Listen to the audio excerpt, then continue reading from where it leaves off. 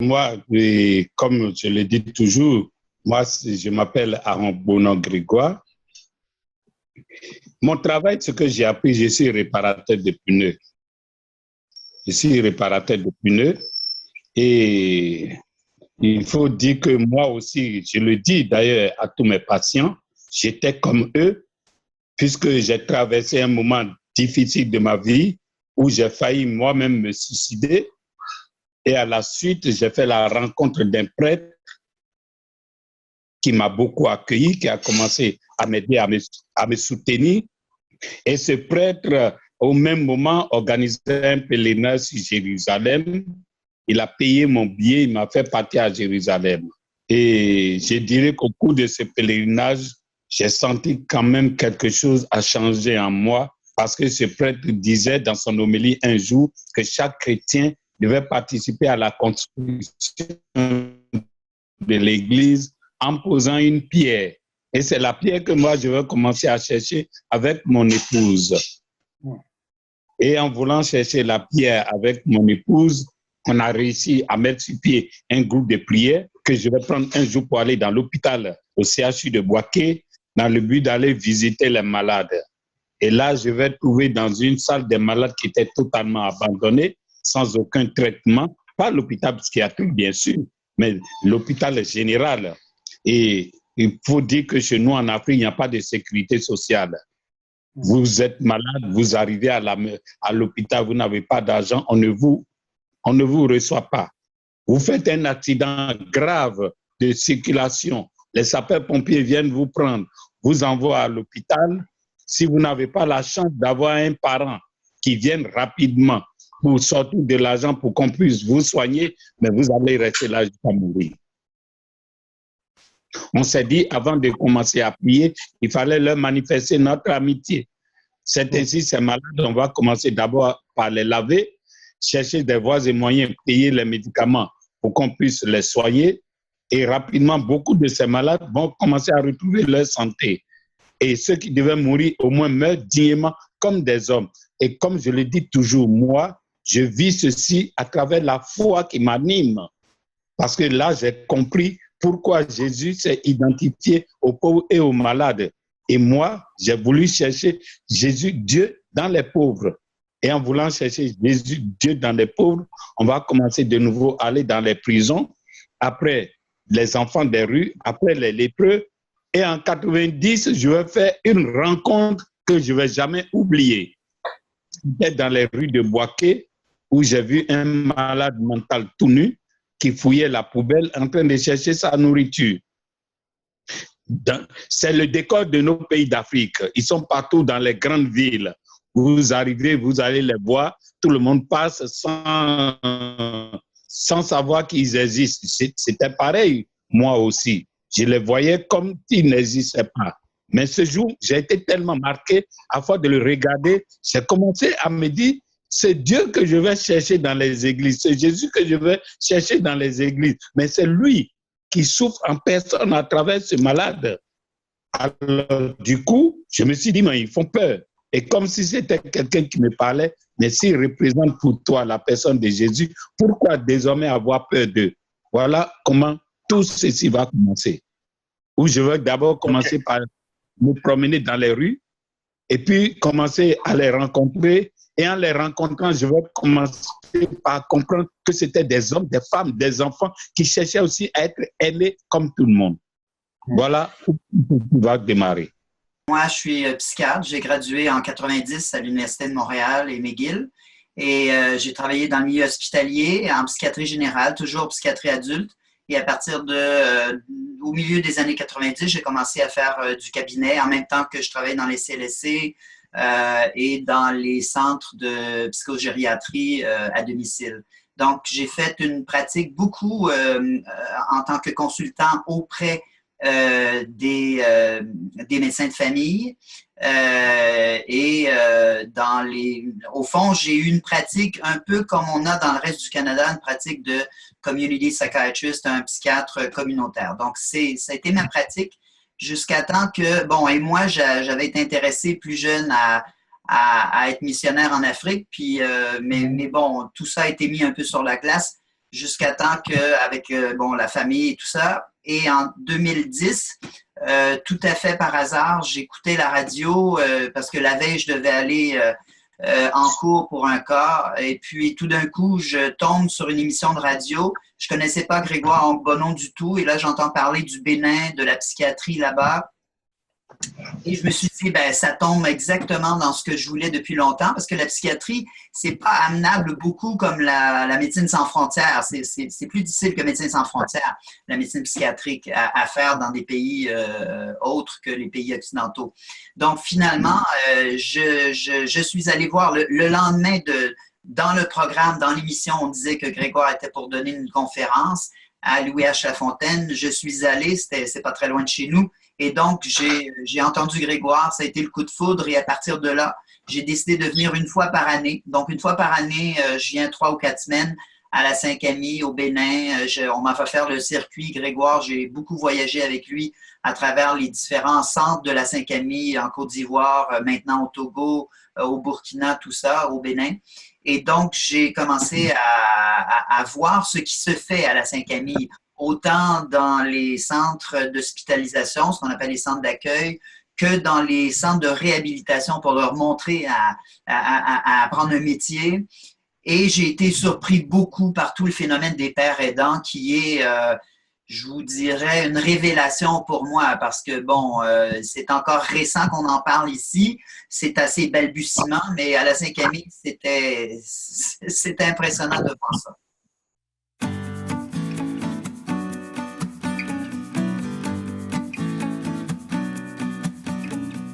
Il faut dire que d'abord, chez nous, en Afrique, il n'y a pas assez de moyens. Les moyens sont difficiles.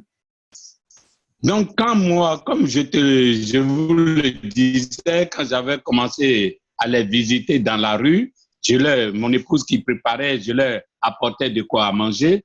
Et un jour, je me suis dit, il fallait aller plus loin. C'est ainsi au CHU de Bouaké où nous visitons les malades. Nous avons une petite chapelle. C'est dans cette petite chapelle, je vais commencer par regrouper les premiers malades. Et on avait pris une dame dans la ville qui venait faire leur cuisine, qui préparait pour eux, et on payait la dame tous les mois. Un mois est arrivé, je n'avais pas 5 francs pour payer la dame. Alors, voilà où tout ceci va partir. Et par manque de moyens, j'ai regroupé tous les patients qui étaient là, ils étaient une quarantaine. Je les ai dit, écoutez, priez beaucoup pour moi dans ces jours-ci parce que la situation devient difficile. Celle qui s'occupe de votre nourriture, je n'ai pas d'argent pour la payer. Alors, il y a un garçon qui s'est levé. Il me dit, vous demandez de prier pour vous. Je dis oui. Il dit, je vais vous dire une chose. Quand j'étais dans la rue, je ne pourrais plus jamais penser qu'un jour, un homme allait encore m'adresser la parole. Je ne pourrais plus jamais penser qu'un homme allait encore me tendre la main si ce n'est pas pour me jeter des pierres. Depuis que je suis arrivé ici, je vois des gens qui viennent parler avec moi, qui viennent même manger avec moi. J'ai retrouvé ma place d'homme. Vous demandez de prier pour vous. Sachez que même notre silence, c'est une grande prière pour vous. Et c'est là une femme s'est levée. Elle dit, mais moi, quand je n'étais pas malade, je faisais la cuisine à la maison. Est-ce que nous-mêmes, on ne peut pas faire notre cuisine? Alors, j'ai compris tout de suite que la meilleure manière de les aider, c'est de leur confier ces responsabilités. Et c'est ainsi que tout ceci est parti. C'est eux-mêmes qui ont commencé à faire les cuisines et puis après, laver ceux qui sont faibles. Et puis, au fur et à mesure, puisque vous savez bien que la majorité de ces patients étaient des jeunes étudiants qui avaient leur bac et autres. Donc, au fur et à mesure, voyant la capacité dont ces personnes aussi avaient, donc j'ai commencé de nouveau à les inscrire à l'école, tout en prenant leurs médicaments. Ils font les cours, ils font les 3 ans d'études, ils deviennent des infirmiers diplômés et c'est eux qui font tous les traitements dans les centres. Nous avons des centres aujourd'hui, je vais vous dire, où il y a plus de 200 personnes. Bon, ça tourne régulièrement. Mais sur les 200 personnes, par exemple, le centre qu'on vient d'ouvrir à côté de Cotonou, c'est un centre où il y a tellement du monde. Parfois, ils sont jusqu'à 250. Mais sur les 250, tout le personnel, peut-être, vous allez voir, c'est un seul infirmier parmi eux qui peut dire « je n'ai jamais été malade ». Sinon, tout le reste du personnel, ils font tout ensemble, ils préparent, ils font tout ensemble, ils dorment ensemble, ils font tout ensemble. C'est-à-dire qu'on n'est pas différent des personnes souffrant de la maladie, de ces malades. À tel point qu'il vous dit partout qu'il est plus facile de vivre avec les malades mentaux que de vivre avec les bien portants.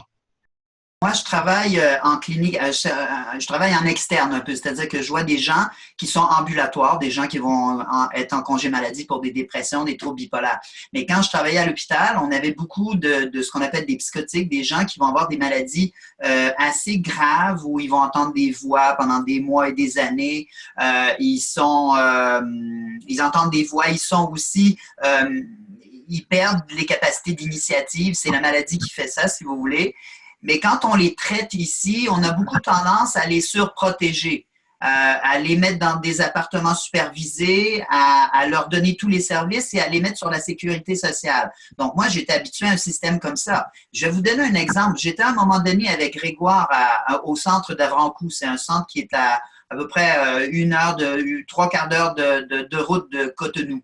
Et on était dans le salon, il y a une dame qui vient nous voir et Grégoire lui demande de s'asseoir, tout ça, et commence à lui demander « Mais qu'est-ce que tu faisais avant? » Elle dit « J'étais infirmière. » Et là, il dit « Qu'est-ce que tu fais maintenant dans le centre? » Elle dit « Je fais des pansements. » Alors Grégoire la regarde, mais il dit « Mon Dieu, tu peux faire beaucoup plus que ça. » Et là, c'était de voir son sourire. La dame, c'était comme si on la reconnaissait dans ses habiletés. Et tout de suite, il lui a dit, écoute, on a besoin d'infirmiers comme toi. Bientôt, dans une semaine ou deux, je vais t'envoyer à tel centre et tu vas pouvoir commencer un vrai travail d'infirmière. Et donc, moi, je l'ai vue cette fois-là et j'ai su que cette dame-là, elle était tout juste remise d'un épisode de psychose où les gens entendent des voix, où ils sont un peu désorganisés. Elle était bien, mais ça faisait pas beaucoup de temps. C'est une question d'une semaine ou deux. Ici, ce qu'on aurait fait, c'est qu'on l'aurait laissé un peu dans un appartement supervisé avec des gens pour s'en occuper, mais on lui aurait pas confié des responsabilités qui comptent. Tandis que là-bas, et moi, je l'ai vu, je suis allé, donc j'étais là à tel mois avec Grégoire, j'arrive 6 mois plus tard, et ça faisait déjà, rapidement, au bout d'une semaine ou deux, elle était déjà rendue à l'autre centre, et quand je suis revenu au Bénin 6 mois plus tard, elle s'occupait des consultations, elle était complètement capable de fonctionner, elle était productive. Et pour moi, ça a été une révélation. C'était pour dire, bien, finalement, on les surprotège, on les garde sous notre jupe un peu et peut-être qu'on leur nuit. Nous, on les surprotège ici en pensant les aider, en pensant au fond qu'ils ne sont pas capables. Et ce que j'ai remarqué qui s'est fait là-bas, c'est qu'on essaie de les reconnecter cette fois-ci, mais avec ce qu'ils faisaient avant, avec leurs habiletés. Évidemment, on essaie d'être proportionnel dans leurs capacités. S'ils ont déjà fait des études, on va les encourager, comme Grégoire disait, et rapidement, on va les mettre au travail. Et ce que j'ai remarqué que ça a comme effet, c'est que ça peut endiguer, ça peut juguler les symptômes négatifs beaucoup plus rapidement que la médication, parce qu'on sait que la médication antipsychotique, même les antipsychotiques modernes, sont pas très performants, sauf peut-être la clozapine, pour remettre les gens. On est bon avec la médication pour endiguer les symptômes positifs, ce que le cerveau invente comme symptômes. Les hallucinations, les délires, tout ça, on est depuis des années, depuis des décennies, on réussit à faire ça. Mais le manque d'initiative, l'espèce d'apathie, de torpeur, ça, on n'y arrive pas avec les médicaments. Ce que j'ai remarqué, c'est que lui, quand il se met et il les encourage, il leur demande de participer, il utilise toutes sortes de leviers pour les convaincre qu'ils sont capables, parce qu'au fond, c'est un peu comme s'il leur faisait une transfusion de confiance qu'ils ont perdue, et il essaie, au fond, ils sont sous perfusion de confiance pendant un certain temps, il les encourage. J'ai jamais vu quelqu'un comme Grégoire être capable de convaincre ces gens-là, et il les lâchera pas jusqu'à temps. Il y a un nommé Pascal, à un moment donné, ça a pris 2 ans à le convaincre. Mais une fois qu'il a réussi à le convaincre, c'était un homme qui faisait de la construction. Et aussitôt qu'il lui a donné une truelle, au bout de 2 ans d'encouragement, le monsieur a repris son travail de maçon et c'est lui qui a participé à beaucoup de constructions de centres d'accueil. Alors que ce monsieur-là avait été peut-être pendant une quinzaine d'années dans le circuit psychiatrique à errer un peu comme ça. Il fallait que quelqu'un le traite avec une médication frugale et je dirais efficace, mais minimale efficace. Mais ce n'était pas suffisant. Il fallait que quelqu'un croie en lui, qu'il lui transmette cette confiance jusqu'à temps qu'il reparte le moteur de nouveau, le moteur de la confiance. Et ça, je l'ai vu combien de fois là-bas. Assez incroyable. Hein? On voit à quel point vous avez été saisi là, d'observer tout ça et ça s'est confirmé au fil des visites. Puis quand vous revenez chez nous, comment est-ce que ça peut peut-être vous intégrer ça dans votre propre pratique ici? Est-ce que ça change un petit peu votre approche chez nous? Bon, c'est sûr que il y a premièrement l'échantillonnage de patients que j'ai ici sont pas, je traite pas de schizophrène, mais je traite beaucoup de gens qui ont des problèmes de bipolarité à des degrés divers. Et de dépression également. J'ai des gens, un de mes cas les plus graves, c'est une dame qui a été avec des symptômes résiduels de dépression majeure pendant 30 ans. Et je dirais que c'est l'esprit avec lequel on approche les choses. Évidemment, remettre les gens dans le courant de la vie en Afrique, où là, des petits emplois informels sur le coin de la rue à vendre des trucs, c'est peut-être un peu plus facile dans ce sens-là. Ici, on ne pourrait pas parce qu'on est un peu corseté dans nos lois qui, vous savez, bon, les gens doivent être productifs ici et beaucoup les assurances vont hésiter. En fait, les gens n'ont pas beaucoup confiance qu'ils vont être capables de revenir dans le courant de la vie et on aime mieux, au fond, les mettre sur la voie d'évitement, comme ça, ils ne viennent pas déranger les gens qui sont en pleine production. Mais moi, ce que j'ai remarqué, c'est que cette transfusion de confiance, cette transfusion d'espoir, on peut l'utiliser pour nos gens en dépression, pour les gens en bipolarité, pour tous les gens en troubles anxieux qui doutent d'eux-mêmes. Je crois que c'est très accessible et c'est très, on doit importer cet esprit. C'est peut-être pas tous les détails du modèle, mais l'esprit d'avoir confiance et de relayer cette confiance-là et de le transfuser au patient et de croire en lui jusqu'à temps que son moteur à lui reparte. Je crois que ça, j'ai commencé à faire ça. J'avais déjà une tendance à le faire, mais ça m'a confirmé dans cette pratique-là.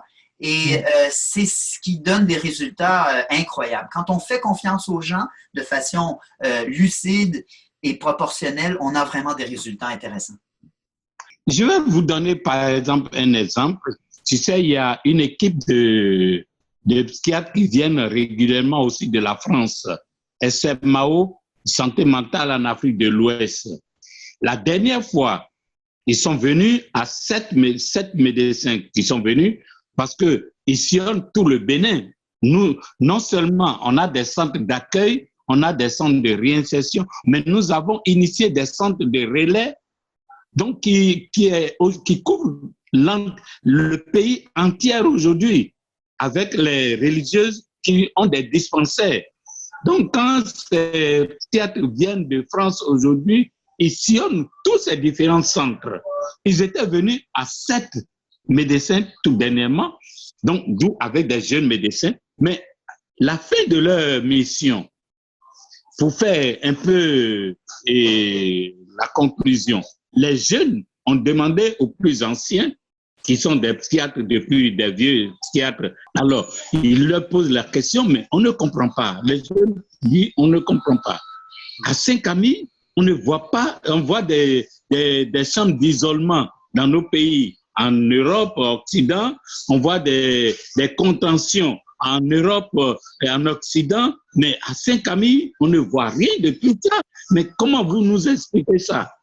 Alors, les anciens ont dit oui, mais vous savez, aujourd'hui, en Europe, s'il y a des contentions aujourd'hui, c'est parce que il y a moins de personnel, il y a moins d'infirmiers, ceci, cela. Alors, les jeunes ont dit oui, mais à Saint-Camille, c'est eux-mêmes qui sont les infirmiers, c'est eux-mêmes qui sont les directeurs, c'est eux-mêmes qui font tout. Donc, comment on peut dire que c'est par manque de personnel que l'Europe commence aujourd'hui encore à appliquer les contentions? C'est pour vous dire que ce sont des questions, ce sont des choses qui posent beaucoup de personnes à se poser plein de questions.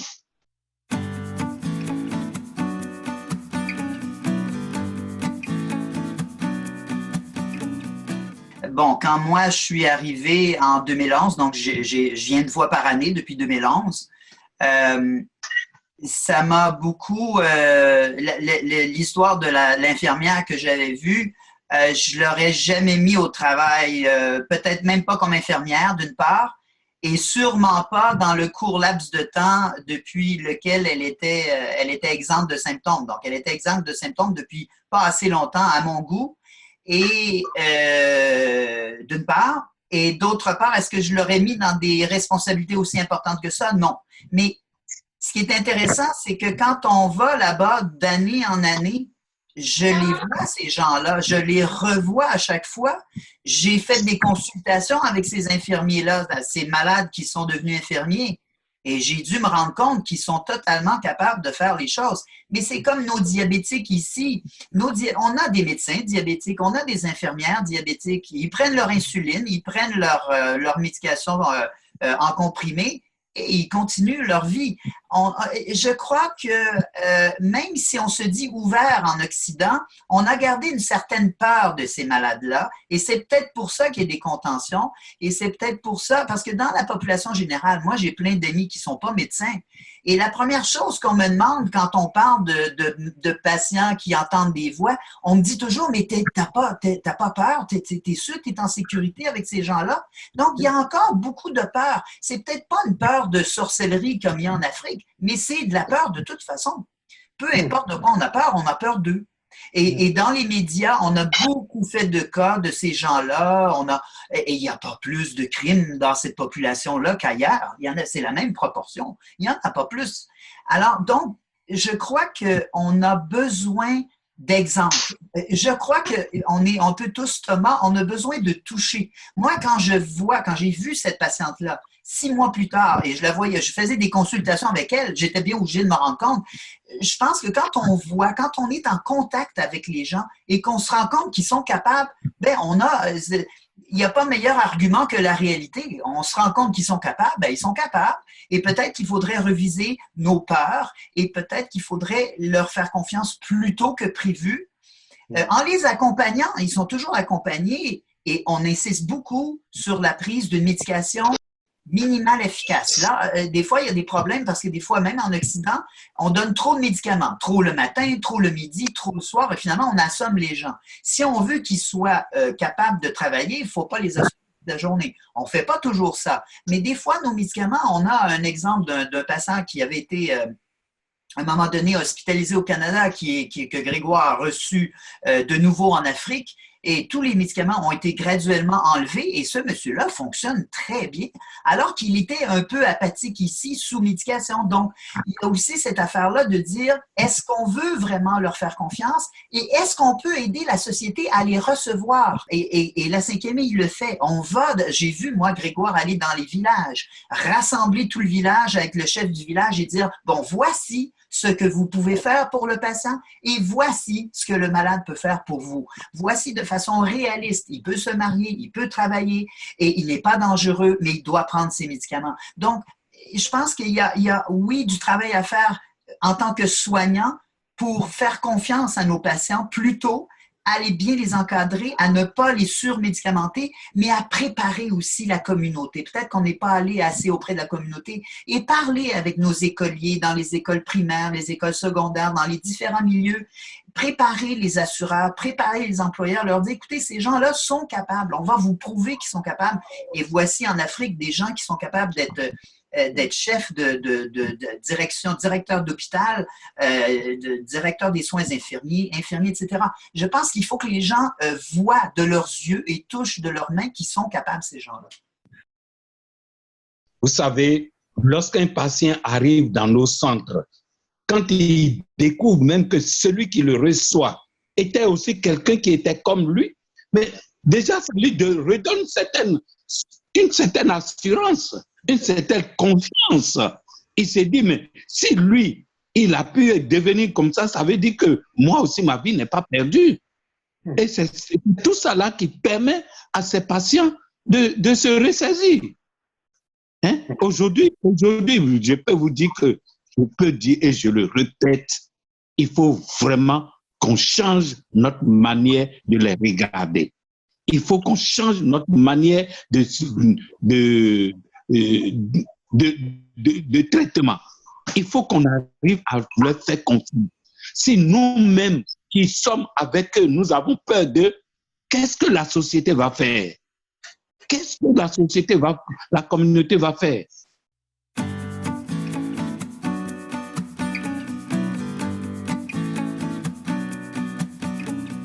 Ici, il y a beaucoup de choses qui changent, et heureusement. Vous savez, ici, comme Benoît vous a dit, non seulement on rencontre la société, mais on rencontre, tout dernièrement, on a rencontré Benoît, je ne sais pas si vous a expliqué, on a rencontré tous les prêtres de Cotonou, parce que quand la maladie commence ici, les premières personnes vers qui les gens se tournent, c'est les prêtres, c'est les religieuses, j'entends des voix, donc c'est comme si la personne est possédée.